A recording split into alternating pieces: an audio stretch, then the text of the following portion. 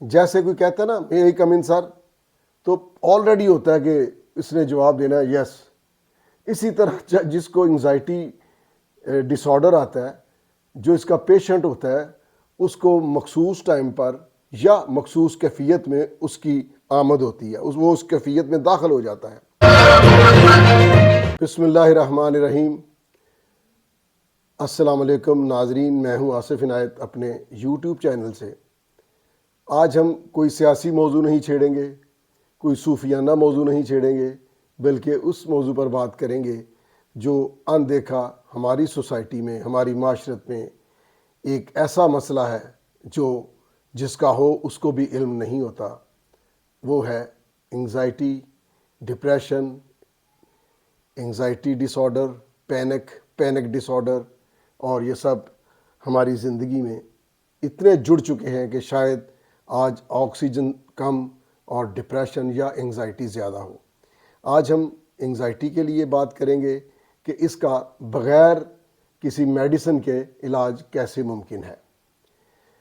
Anxiety, اضطراب، پریشانی، لاشعور میں فکر، یہ ایسی چیزیں ہیں، میں مثال دیتا ہوں کہ انسان اگر 100 میں سے یعنی 100% وہ پریشان رہتا ہے کہ یہ نہ ہو جائے، وہ نہ ہو جائے، فلاں نہ ہو جائے، تو اس جو خوف ہے، جو اس کو خوف کھائے جا رہا ہوتا ہے، وہ 97% وہ اس کے احتمالات، اس کے خوف، اس کے خیالات وقوع پذیر ہی نہیں ہوتے، 97% نہیں ہوتے، اور جو 3% حادثے ہو جاتے ہیں، جو بد نصیبی کہہ لیں یا ایسا جو اس کی توقع کے خلاف ہے ہو جائے، تو وہ ناظرین 3% اس نے کبھی سوچے بھی نہیں ہوتے۔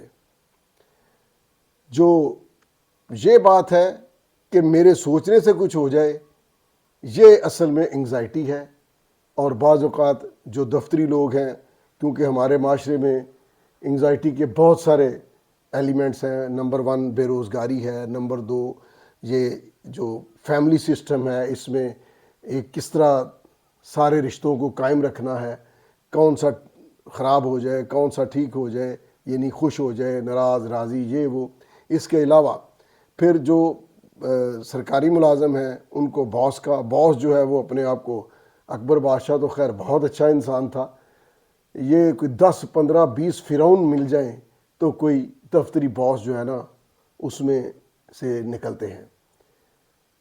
تو جو ماتحت لوگ ہوتے ہیں وہ اس کے حوالے سے انگزائٹی کے، بعض لوگ ہیں وہ کہیں پیسے اپنے پھنسا چکے ہوتے ہیں، بعض ہیں ان کا تکیہ فراڈ پہ ہوتا ہے۔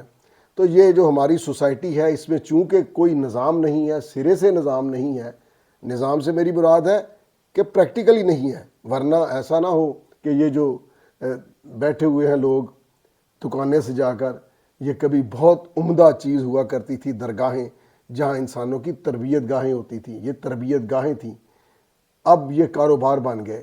یہاں پر ایک بیٹھا ہوا ہے کہ جی بابا جی لیتے کچھ نہیں، کوئی اپنے آپ دے دے تو بڑی بات ہے۔ آپ کسی بھی ایسے جگہ پر چلے جائیں جہاں کوئی بابا بیٹھا ہوا ہے، تو وہ جو 100 200 بندہ بیٹھا ہوگا نا، وہ سارا ہی مضطرب ہوگا، پریشان ہوگا، وہ انگزائٹی کے پیشنٹ ہیں۔ وہ کیوں ہیں؟ ان کو نہیں پتا۔ کیوں نہیں پتا کہ ان کے ساتھ کیا ہوگا؟ کیونکہ نظام نہیں ہے۔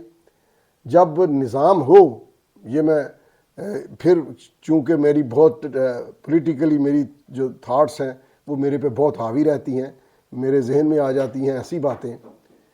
اب دیکھیے کہ کچھ لوگ ہیں سال ہر سال ان کے مقدمات جو میں نے اکثر کچہریوں میں دیکھے ذلت اٹھاتے ہوئے، جبکہ عدالتوں کی طرف جائیں تو وہ کیسز ہیں جو میڈیا کی رونق ہیں۔ لہٰذا اس کی جو بنیاد ہے وہ یہ ہے کہ نظام نہیں ہے، پریکٹیکلی نہیں ہے۔ جہاں تقدیر ہے، یہاں یہ بابیں ہیں، یہاں طوطا فال ہے، یہ باتیں ہیں۔ تو سب سے پہلے ہم نے ڈیفائن کرنا ہے انگزائٹی ہے کیا چیز، اس میں کیا فیلنگز ہیں، کیونکہ میں ڈاکٹر کے حوالے سے نہیں کہ میں کوئی ڈاکٹر ہوں تو میں بات کروں۔ میں نے سوسائٹی میں، میرا خیال ہے کسی ڈاکٹر نے اتنے مریض نہیں دیکھے ہوں گے جتنے میں لوگوں سے ملا ہوں۔ اور جب پوچھا تو انہوں نے کہا کہ جی ڈاکٹر کہتا ہے آپ کو ٹینشن ہے، اور وہ اگر کسی سیانے کے پاس گئے ہیں، بلکہ ایک میرے دوست ہیں وہ کہنے لگے کہ میں بہت بڑی یہ ٹی وی پہ آنے والی ویڈیو ان کی بہت ہیں، وہ علم الاعداد کے بڑے ماہر ہیں، اور وہ بندے کو اس کا اسم اعظم بتانے کے ماہر ہیں، پروفیسر صاحب ہیں۔ تو انہوں نے کہا کہ اگر تم اپنے گھر میں بیٹھے ہو نا، تم پریشانی موٹر وے پہ جا رہی ہو تو تم جا کے پکڑتے ہو۔ اب کئی چیزیں ایسی ہیں جو کم لوگوں میں ہوتی ہیں، مثلا یہ سینسٹیو لوگوں میں بہت زیادہ ہوگی، حساس لوگوں میں بہت زیادہ ہوگی۔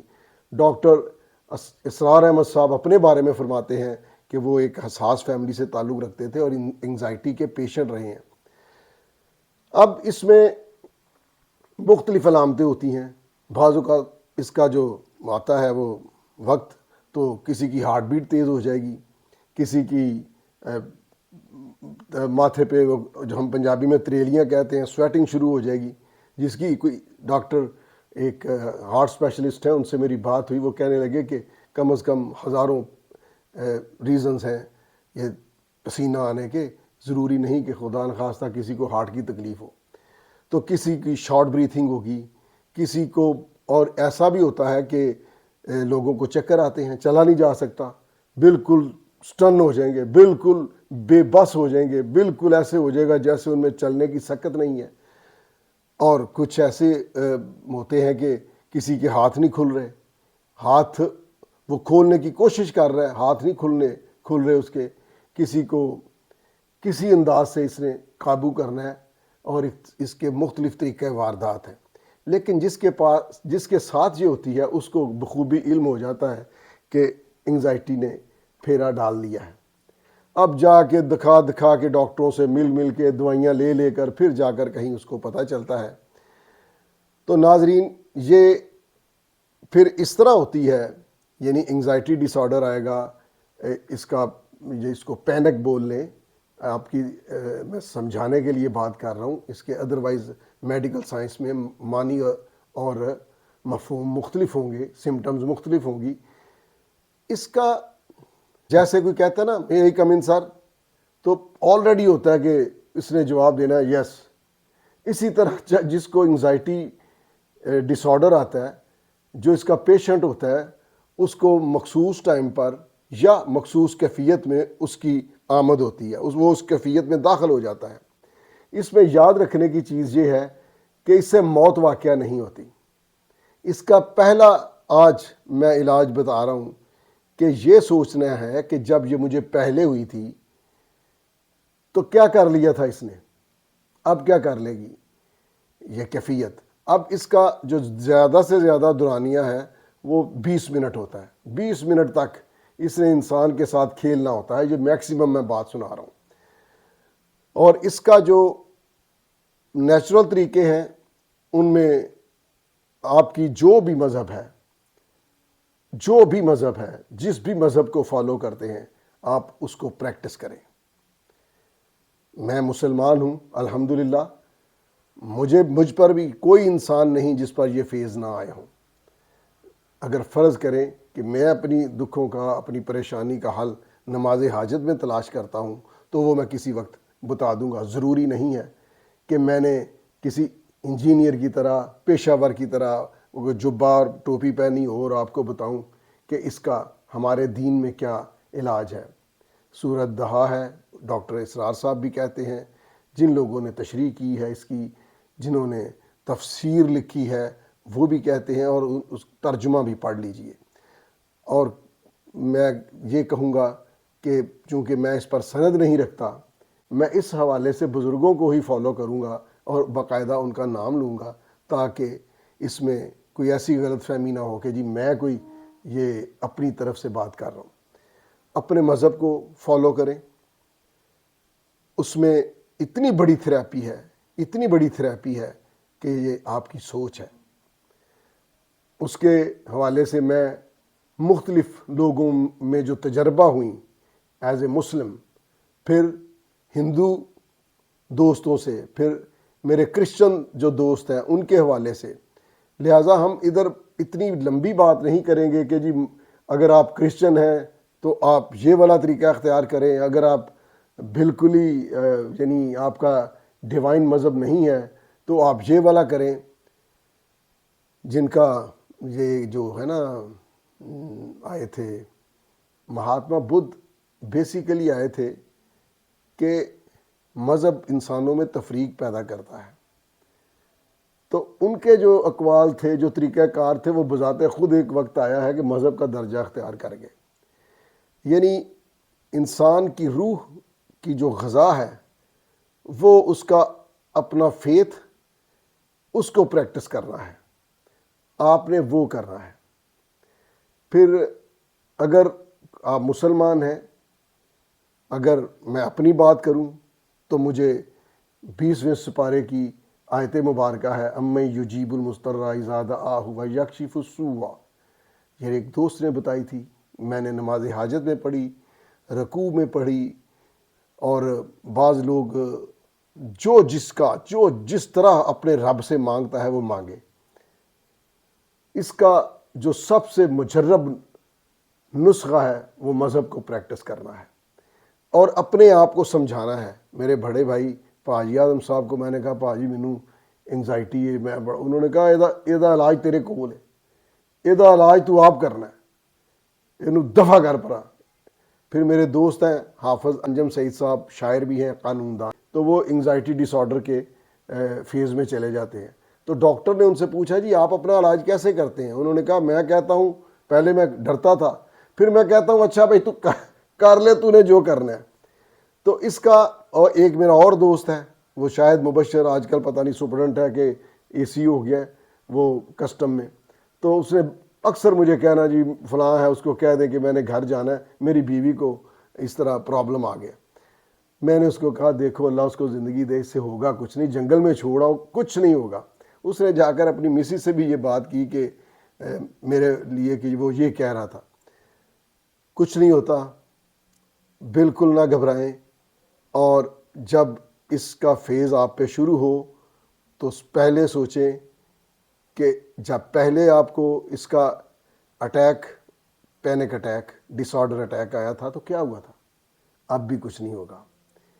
پھر اپنے کوئی بھی طریقہ ہے، کئی لوگ سانس، گہرے سانس جو ہیں یہ لے کر یعنی 5 تک گنیں اور سانس اندر لے جائیں، اس کو 10 تک گنیں، اندر رکھیں، پھر 5 تک یہ گنیں اور باہر نکالیں. یہ پریکٹس بار بار کرنی ہے. ایک میرے دوست ہیں ڈاکٹر صاحب ظفر اقبال صاحب، انہوں نے کہا کہ سیدھے ہاتھ رکھ کے تو آپ یہ کریں کہ اپنا سانس اندر لے جائیں کوئی 10 گن کر اور 30 تک گنیں، اور جب 30 تک گنیں تو سانس اپنے اندر ٹھہرائے رکھیں اور 10 گن کر اس کو ایسے باہر نکال دیں. پھر اس کی لیٹ کی ایکسرسائز ہے، وہ ہم اپنے اگلے ویلاگ میں بتائیں گے اس کی کیا ایکسرسائزز ہیں. لیکن ابھی آپ نے یہاں سے اس کا علاج کرنا ہے کہ یہ کچھ بھی نہیں ہے، یہ کچھ بھی نہیں ہے. ایک پیشنٹ کو میں لے کر گیا ڈاکٹر صاحب کے پاس، تو انہوں نے دوائیاں دے دیں، تو کہنے لگے کہ جی یہ آپ کے پیشنٹ کا نا اپنے کارڈ پہ یہ اس کا نسخہ ہے. اور پیشنٹ بڑا بےتابی سے دیکھنے لگا کہ ابھی یہ دیتے ہیں. تو مجھے اس نے کہا کہ پکڑیں کیا نسخہ ہے؟ انہوں نے کہا جنگل میں جاؤ، کہیں جاؤ، یہ آپ کا علاج ہے. اب میں بھی بڑا خوش ہوا، میں نے کہا چلو، یہ انہوں نے میری ریکویسٹ کی، یہ لاج رکھی کہ یہ نسخہ ہی بتا رہے ہیں کہ آنے کی ضرورت ہی نہیں. تو کارڈ کے پیچھے لکھا ہوا تھا آپ کو کچھ بھی نہیں ہے. اب ہم ملیں گے اگلے ویلاگ میں، اس کی مزید طریقے بھی بتائیں گے، دعائیں جو رب سے مانگنی ہے وہ بھی بتائیں گے، اور اس کی ایکسرسائزز بھی بتائیں گے. تب تک کے لیے اللہ حافظ، خوش رہیں، خدا حافظ.